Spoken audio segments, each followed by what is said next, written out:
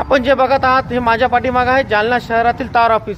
साधारण 1340 हिजरीमध्ये म्हणजे 100 वर्ष अगोदर या जालना शहरामध्ये या तार ऑफिसची निर्मिती करण्यात आलेली आहे आणि 2024 मध्ये सुद्धा हे तार ऑफिस आपली तग धरून आहे।